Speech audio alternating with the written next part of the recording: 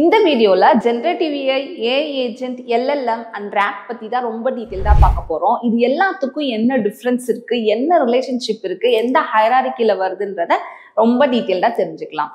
இந்த டீடைல் உங்களுக்கு தெரிஞ்சதுக்கு அப்புறம் உங்க ப்ராப்ளம் ஸ்டேட்மெண்ட்டுக்கு LLM தேவைப்படுதா, GenAI தேவைப்படுதா, AI ஏஜென்ட் தேவைப்படுதா, இல்லைன்னா RAG தேவைப்படுதா அப்படின்றத ரொம்ப கிளியரா புரிஞ்சுப்பீங்க. இந்த நாளோட ரிலேஷன்ஷிப் தெரிஞ்சுக்கணும்னா ஃபர்ஸ்ட் ஜென்ஏஐ எதுக்கு கீழே வருதுன்னு தெரிஞ்சுக்கணும். ஆர்டிஃபிஷியல் இன்டெலிஜென்ஸ்க்கு கீழே தான் ஜெனரேட்டிவ் AI கான்செப்ட் வருது. இந்த ஜெனரேட்டிவ் AI கான்செப்ட் கீழே தான் லார்ஜ் லாங்குவேஜ் மாடல்னு வருது. LLMக்கு கீழே நிறைய மாடல்ஸ் இருக்கு. For example OpenAI, Gemini, Llama, DeepSeek, still there are many models. இந்த மாடல்ஸ் எல்லாமே லார்ஜ் லாங்குவேஜ் மாடல் அப்படின்ற கான்செப்டுக்கு கீழே உருவாக்கப்பட்டது. இதோட வேலை என்ன அப்படின்னா, ஒரு டெக்ஸ்ட்டை இன்புட்டா கொடுத்தா இன்னொரு டெக்ஸ்ட் வரும். ஃபார் எக்ஸாம்பிள் நீங்க ப்ராம்ப்ட் பண்ற மாதிரி அந்த ப்ராம்ப்ட் ஒரு டெக்ஸ்ட்ல இருக்கு. For example right leave letter for 2 daysன்னு கொடுக்குறீங்க அப்படின்னா அதுவும் டெக்ஸ்டா நீங்க கொடுக்குறீங்க. உங்களுக்கு அவுட்புட் டெக்ஸ்டா ஒரு பேராகிராஃபா ஒரு லீவ் லெட்டரை ஒரு விஷயத்தை ஜென்ரேட் பண்ணி கொடுக்குது. அப்போ டெக்ஸ்ட் டு டெக்ஸ்ட் கொடுக்கும், நெக்ஸ்ட் டெக்ஸ்ட் டு இமேஜ் கொடுக்கும், டெக்ஸ்ட் டு வீடியோ கொடுக்கும். இந்த பல ஆப்ரேஷன்ஸ் எல்லாத்தையுமே இந்த லார்ஜ் லாங்குவேஜ் மாடல் பண்ணுது. அந்த லார்ஜ் லாங்குவேஜ் மாடல் அப்படின்றது ஒரு பெயர் சொல். அந்த பெயர் சொல்லுக்கு கீழே தான் we have many models. இப்போ இந்த டயக்ராம் பார்க்கும்போது உங்களுக்கு புரிஞ்சிருக்கும் ஜெனரேட்டிவ் ஏஐக்கும் LLMக்கும் என்ன டிஃபரன்ஸ். எஸ், ஜென்ஏஐக்கு கீழே LLM அப்படின்றது ஒன் ஆஃப் த கான்செப்ட். சரிங்களா? இந்த லார்ஜ் லாங்குவேஜ் மாடல் தான் AI ஏஜென்ட்டுக்கும் RAGக்கும் கோர் கான்செப்டா இருக்க போகுது. இப்போ நம்ம AI ஏஜென்ட்டையும் RAGையும் பார்க்கறதுக்கு முன்னாடி ஒரு ஹைரார்கி செக் பண்ணிடலாம். ஆர்டிஃபிஷியல் இன்டெலிஜென்ஸும் ஒரு பெயர் சொல், அதுக்கு கீழே ஜெனரேட்டிவ் ஏஐன்ற ஒரு சப் கேட்டகரி, அந்த சப் கேட்டகரிக்குள்ளதான் லார்ஜ் லாங்குவேஜ் மாடல் வருது. அந்த லார்ஜ் லாங்குவேஜ் மாடலுக்குள்ளதான் இவ்வளோ மாடல்ஸும் வருது, OpenAI, Gemini. இது ஸோ இப்போ உங்களுக்கு பார்க்கும்போது தெரிஞ்சிருக்கும் ஏஐன்றதும் ஒரு பெயர் சொல்லு தான், ஜெனரேட்டிவையும் ஒரு பெயர் சொல்லு தான், லார்ஜ் லாங்குவேஜ் மாடலும் ஒரு பெயர் சொல்லு தான். பட் அதுக்கு கீழே வரக்கூடிய OpenAI, Gemini அவங்க தான் கான்செப்ட். அதை தான் நம்ம எடுத்து என்ன பண்ண போறோங்க, யூஸ் பண்ண போறோம். பெயர் சொல் அப்படின்னா என்னது, கூப்பிடுறது, ஜெனரேட்டிவ் ஏஐன்னு சொல்றது. பட் OpenAI, Gemini சொல்லுவோம், பட் ஆனால் அது ஒரு ப்ராசஸே பண்ணுது. அப்ப LLMமும் ஜெனரேட்டிவ் ஏஐயும் ஒரு பெயர் சொல்லாதான் ஆக்ட் ஆகுது அப்படின்றத நீங்க புரிஞ்சுக்கணும். இந்த லார்ஜ் லாங்குவேஜ் மாடல்ஸ் பார்த்தீங்கன்னா மல்டி மோடலா இருக்கு. அதாவது நீங்க டெக்ஸ்ட்டை இன்புட்டா கொடுக்கலாம், இமேஜை இன்புட்டா கொடுக்கலாம், வீடியோவை இன்புட்டா கொடுக்கலாம், நம்மளோட வாய்ஸை இன்புட்டா கொடுக்கலாம். இந்த நாளையுமே இன்புட்டா கொடுக்கலாம். சில லார்ஜ் லாங்குவேஜ் மாடல் வெறும் டெக்ஸ்ட்டை மட்டும் ப்ராசஸ் பண்ணும், சில மாடல் வெறும் இமேஜை மட்டும் ப்ராசஸ் பண்ணும், சில higher under models multi model எல்லாத்தையுமே ப்ராசஸ் பண்ணும். ஏன் இந்த ப்ராசஸ்க்கு ஜெனரேட்டிவ் ஏஐன்னு பேர் வந்தது அப்படின்னா, பியூரா நீங்க ஒரு விஷயத்தை கேட்கும் பொழுது ஆமா இல்லைன்னு மட்டும் பதில் சொல்லாம இது ஒரு விஷயத்தையே ஜெனரேட் பண்ணி கொடுக்குது. ஃபார் எக்ஸாம்பிள் ChatGPT கிட்ட போய் ரைட் எஸ்ஸே அபவுட் மகாத்மா காந்தின்னு சொன்னீங்கன்னா அது உங்களுக்கு ஒரு பேராகிராஃபே கொடுக்குது. அந்த இடத்துல ஒரு எஸ்ஸேவே உங்களுக்காக ஜெனரேட் பண்ணி கொடுத்துருக்கு, அதாவது உருவாக்கி கொடுத்துருக்கு. இந்த புரிதல் உங்களுக்கு ரொம்ப ரொம்ப முக்கியம் இந்த ஜெனரேட்டிவோட அப்ளிகேஷன்ஸை நீங்க பண்றதுக்கு. இப்போ இந்த லார்ஜ் லாங்குவேஜ் மாடல் நம்மளுக்கு பல விஷயத்தை உருவாக்கி கொடுக்கறதுனால, அதாவது இமேஜை கொடுத்தா வீடியோவா கொடுக்குது, வீடியோவா கொடுத்தா டெக்ஸ்டா கொடுக்குது. there are n number of process happening under this large language model. Next நம்ம AI ஏஜென்ட்னா என்னன்னு சொல்லி பார்க்கலாம். பிளஸ் AI ஏஜென்ட்டுக்கும் LLM மாடலுக்கும் என்ன ரிலேஷன்ஷிப் இருக்குன்னு சொல்லி பார்க்கலாம். AI ஏஜென்ட் அப்படின்னா ஒரு ப்ரொசீஜர். ஃபார் எக்ஸாம்பிள் ஒரு டாஸ்க்கு ஒரு 2 எம்ப்ளாயி வேலை செய்யணும்னு வச்சுக்கோங்க. அந்த 2 எம்ப்ளாய்க்குமே ஹியூமன் இன்டெலிஜென்ஸ் இருக்கும். ஹையர் அஃபிஷியல் ஒரு டாஸ்க் சொன்னாங்கன்னா அவங்கவுங்களுக்கான என்ன வேலையோ அந்த ஹியூமன் இன்டெலிஜென்ஸ் புரிஞ்சுட்டு அந்த டாஸ்கை கம்ப்ளீட் பண்ணும்.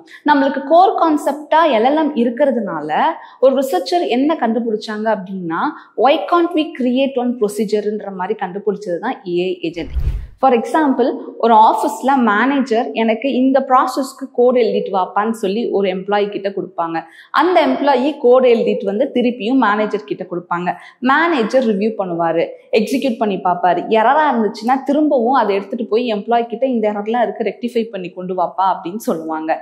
ஸோ இங்கே ஒரு 2 இன்டெலிஜென்ஸும் கம்யூனிகேட் பண்ணிக்கிறாங்க. கரெக்டுங்களா? ஒரு 2 ஹியூமனுமே கம்யூனிகேட் பண்ணிக்கிறாங்க.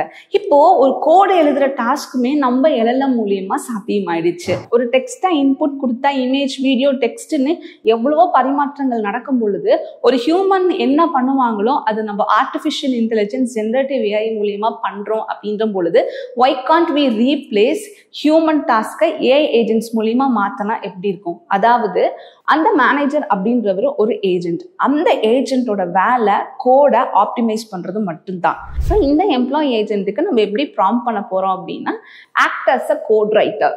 So you have to write the code for the given task and execute it and given to the manager agent. So இப்போ என்னன்னா, ஒரு ரியல் டைம்ல ஒரு மேனேஜரும் எம்ப்ளாயியும் ஒரு ஹியூமன் இன்டெலிஜென்ஸ் எப்படி கம்யூனிகேட் பண்ணி இன்ஃபர்மேஷனை எக்ஸ்சேஞ்ச் பண்ணி ஒரு டாஸ்கை கம்ப்ளீட் பண்ண போறாங்களோ, அதே மாதிரி இந்த கோர் கான்செப்டான LLM யூஸ் பண்ணி தனித்தனி ஏஜென்ட்டா டிஃபைன் பண்ணி இந்த 2 ஏஜென்ட்டுமே கம்யூனிகேட் பண்ணி ஒரு வேலையை முடிக்க போறாங்க. இப்போ நான் சொன்ன எக்ஸாம்பிள் ரொம்ப ரொம்ப குட்டி எக்ஸாம்பிள்.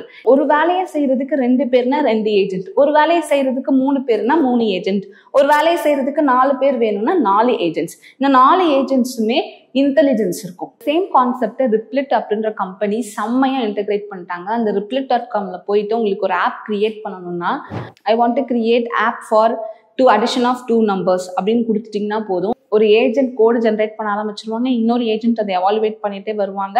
அவங்களே டெஸ்டிங் வரைக்கும் முடிச்சுட்டு ஃபைனல் அவுட்புட் வரைக்கும் கொடுத்துருவாங்க. நீங்க ஜஸ்ட் அந்த ஒரு பட்டனை கிளிக் பண்ணிட்டு சும்மா வேடிக்கை பார்த்தா போதும், நீங்க எதிர்பார்க்குற அப்ளிகேஷனை அது end to end front end இருந்தாலும் சரி பேக் எண்ட் இருந்தாலும் சரி கிளியரா ரெடி பண்ணி கொடுத்துருது. இந்த இடத்துல உங்களுக்கு ஒரு டவுட் வரும், மேம் அப்போ ப்ரோக்ராமருக்கு வேலை போயிடுச்சான்னு. வாய்ப்பே இல்லைங்க. இந்த ப்ராம்ப்ட் அது கொடுக்குது, நம்ம வேலையை 90% முடிச்சு கொடுத்துருது. எல்லா கேசஸ்லையுமே 100% எரர் ஃப்ரீயாக கொடுத்துருமான்னு கேட்டிங்கன்னா கொடுக்காது. அந்த டைம் தான் ஒரு ஹியூமனோட இன்வால்வ்மெண்ட் வேணும். அந்த ப்ரோக்ராமரால தான் அது ரெடி பண்ணி கொடுத்த 90% ஆஃப் கோடை அண்டர்ஸ்டாண்ட் பண்ணி எரர் வந்தால் ரிசால்வ் பண்ணி ஒரு கோடை கம்ப்ளீட் பண்ண முடியும். அப்போ இந்த இடத்துல என்னன்னா, ப்ரோக்ராமரோட வேலை ரீப்ளேஸ் ஆகாது, ப்ரோக்ராமரோட வேலை 90 to 80% கம்மியாகும். நம்பர் ஆஃப் ப்ரோக்ராமர்ஸ் டிக்ரீஸ் ஆவாங்க. அவ்வளோதானே தவிர கம்ப்ளீட்டா ப்ரோக்ராமரே போயிடுவாங்க அப்படின்ற கூற்று முற்றிலும் தவறு. ஒரு ப்ரோக்ராமர் இல்லாம ஒரு ஏஐ அப்ளிகேஷனை கிரியேட்டே பண்ண முடியாது. அஸ் ஆஃப் நவ் ஜென்ரேட்டிவ் ஏஐனா என்னன்னு பார்த்துட்டோம், LLMனா என்னன்னு பார்த்துட்டோம், ஏஐ ஏஜென்ட்னா பார்த்துட்டோம். குயிக்கா ஒரு 3க்குமே ஒரு சின்ன ஹைரார்கி சொல்லிடுறேன். ஏஐக்கு கீழே தான் ஜென்ரேட்டிவ் ஏஐ வருது, ஜென்ரேட்டிவ் ஏஐக்கு கீழே தான் LLM வருது. LLM அப்படின்றது தான் கோர் கான்செப்ட். அந்த கோர் கான்செப்ட் யூஸ் பண்ணி தான் ஏஐ ஏஜென்ட் அப்படின்றது ஒரு ப்ரொசீஜர். ஏன்னா LLMக்கு எல்லா வேலையும் ஒரு ஹியூமன் பண்ற வேலையும் பண்ண தெரியுன்ற போது ஒரு 2 ஏஜென்ட் கம்யூனிகேட் பண்ணிக்கிட்டா எப்படி இருக்கும் அப்படின்னு யோசிச்சு உருவாக்கப்பட்டது தான் ஏஐ ஏஜென்ட். அப்போ LLM இல்லாம உங்களால ஏஐ ஏஜென்ட்டை கம்ப்ளீட் பண்ண முடியாது. இப்போ சொல்லுங்க, ஏஐ ஏஜென்ட்டுக்கும் LLMக்கும் என்ன difference? Yes, exactly. AI agent LLM இல்லாம உருவாக்கப்படாது. ஏஐ ஏஜென்ட்டுக்குள்ள முக்கியமான கோர் கான்செப்டே என்னது? LLM அப்படின்ற ஒரு விஷயம்தான். இப்போ நம்ம நெக்ஸ்ட் பார்க்க போற கான்செப்ட் ராக். ராக் அப்படின்னா ரெட்ரைவல் ஆர்குமெண்டட் ஜெனரேட்டிவ் அப்படின்ற கான்செப்ட். பெயர் சொல்லியே இருக்கு ரெட்ரைவல். ரெட்ரைவல்னா என்னங்க? ஒரு இடத்துல ஒரு பொருள் வச்சிருக்கோம்னா அதை எடுத்துட்டு வர்றதா ரெட்ரைவ் பண்ணிட்டு வரோம் அப்படின்றது ஒரு பொருள். அப்ப ரெட்ரைவல் ஆர்குமெண்டட் ஜெனரேட்டிவ் அப்படின்னா ஒரு பொருள் அங்க இருக்கு, பேஸ்ட் ஆன் த கொரி அதுக்கு ஏத்த ஆன்சரை எடுத்துட்டு வர போறோம். For example, maximum question and ஆன்சருக்கு இருக்கும், ஃப்ரீக்வென்ட்லி ஆஸ்க்டு கொஸ்டின் இருக்கும், இல்ல ஒரு பெரிய மேனுஃபேக்சரிங் கம்பெனிஸ்ல நிறைய டாக்குமெண்ட் வெரிஃபிகேஷன் இருக்கு. ஒரு பிகினர்னால அந்த டாக்குமெண்டேஷன்லாம் ரீட் பண்ணி ஒரு ப்ராப்ளம்க்கு சொல்யூஷன் கொடுக்க முடியலன்னா நம்ம அந்த டாக்குமெண்ட்ஸ் எல்லாத்தையுமே ஒரு இடத்துல வச்சுட்டு அதை ஃபுல்லா ரீட் பண்ணி வச்சுட்டு நம்ம என்ன பண்ணலாம்னா கொஸ்டின் கேட்கலாம். What is how to solve this problem, it happens like this அப்படின்னு கொடுத்தோம்னா அது எல்லா டாக்குமெண்ட்ல இருந்து ரிசர்ச் பண்ணி உங்களுக்கு ஆன்சர் எடுத்துட்டு வந்து கொடுக்கும். இதுல உங்களுக்கு ஒரு டவுட் இருக்கு, மேம் சாட்ஜிபிட்டியும் அதே தானே பண்ணுதுன்னு. Literally, but there is one difference. அந்த மேனுஃபேக்சரிங் கம்பெனியோட ப்ராசஸோ டேட்டாவோ சாட்ஜிபிட்டி கிட்ட கிடையாது. சாட்ஜிபிட்டி ஜெனரல் இன்ஃபர்மேஷன்ஸ் எல்லாம் சொல்லுமோ தவிர இப்போ ஹோபிஐல என்ன நடக்குதுன்னு கேட்டா சாட்ஜிபிட்டிக்கு தெரியாது. ஹோபிஐ என்ன ஃபீஸ் ஸ்ட்ரக்சர்ஸ் கலெக்ட் பண்றாங்கன்னு கேட்டா சாட்ஜிபிட்டிக்கு தெரியாது. அப்ப என்ன பண்றோம்னா சாட்ஜிபிட்டியோட நாலேஜை மட்டும், அதோட இன்டெலிஜென்ஸை மட்டும் எடுத்துட்டு நம்ம கம்பெனியோட டேட்டாவை சேர்த்து அப்லோட் பண்ணி அதுல இருந்து கொஸ்டின் கேட்கும் பொழுது ஈஸியா ஆன்சர் பண்ணும். சரிங்களா? லிட்ரலி ஒரு டாக்குமெண்ட் கொடுத்து அந்த டாக்குமெண்ட்ல இருந்து கொஸ்டின் கேட்கக்கூடிய எல்லா ப்ராப்ளம் ஸ்டேட்மெண்ட்ஸுக்குமே நீங்க என்ன பண்ணலாம்னா ராக் அப்படின்ற கான்செப்டை எடுத்துக்கலாம். இதுலயும் முக்கியமா ஒரு விஷயம் கவனிச்சிங்கன்னா, LLM அப்படின்ற அந்த கோர் கான்செப்ட் இல்லை அப்படின்னா ராகும் பாசிபிள் கிடையாது. இப்போ உங்களுக்கு தெரிஞ்சிருக்கும் இந்த 4க்குமே ஹைரார்கி என்னன்னு. ஜென்ரேட்டிவ் ஏஐ அப்படின்றது ஒரு பெயர்ச்சொல், LLM அப்படின்றதும் ஒரு பெயர்ச்சொல். பட் LLMக்கு கீழே இருக்கக்கூடிய மாடல்ஸ் தான் core, which means OpenAI, Gemini, DeepSeek and llama model. Still there are n number of models வந்து இருக்கு உங்களுக்கு. அப்போ இவங்களோட ஹெல்ப் இல்லாம AI ஏஜென்ட்டோ ராகோ பண்ண முடியாது. அப்ப நாளைக்கு யாராவது ஒரு ப்ராப்ளம் ஸ்டேட்மெண்ட் AI ஏஜென்ட்டையோ ராகையோ வச்சு பேசுறாங்கன்னா கண்டிப்பா உங்க மைண்டுக்கு என்ன ஸ்ட்ரைக் ஆகணும்? ஜெனரேட்டிவ் ஏஐக்குள்ள இருக்கக்கூடிய LLM யூஸ் பண்ணி தான் இந்த AI ஏஜென்ட்டையும் இந்த ராகையும் முடிக்க போறோம் அப்படின்ற ஒரு கிளாரிட்டி இருக்கணும். இன்னொரு குட்டி எக்ஸாம்பிள் என்னன்னா, வேர்ட் அப்படின்றது LLM, சென்டென்ஸ் அப்படின்றது தான் AI ஏஜென்ட்னு வச்சுக்கோங்க. வேர்ட்ஸ் இல்லாம அந்த சென்டென்ஸை கிரியேட் பண்ண முடியுமா? வேர்ட்ஸ் மேக் சென்டென்ஸ் இல்லையா? அதே மாதிரி தான் LLM அப்படின்றது இல்லாம AI ஏஜென்ட்டையோ ராகையோ கிரியேட்டை பண்ண முடியாது. Rock and AI agent is a procedure. LLM is a core concept. LLM க்கு கீழே இருக்கக்கூடிய அந்த டிஃபைன்டு OpenAI, Gemini அப்படின்றவங்க தான் கோர் கான்செப்ட். ஒரு 2 இன்டெலிஜென்ஸ் கம்யூனிகேட் பண்ணி ஹியூமன் இன்வால்மெண்ட்டே இல்லாம நம்மளோட 90% ஆஃப் ஒர்க்கை கம்மி பண்ணோம் அப்படின்னா எல்லா கம்பெனிஸுமே அவங்க கம்பெனியில் அதை இம்ப்ளிமெண்ட் பண்ணணும்னு நினைப்பாங்களா மாட்டாங்களா? எஸ்ங்க, நிறைய கம்பெனிஸ்ல AI ஏஜென்ட்டோட இம்ப்ளிமெண்டேஷன் ஸ்டார்ட் ஆயிடுச்சு.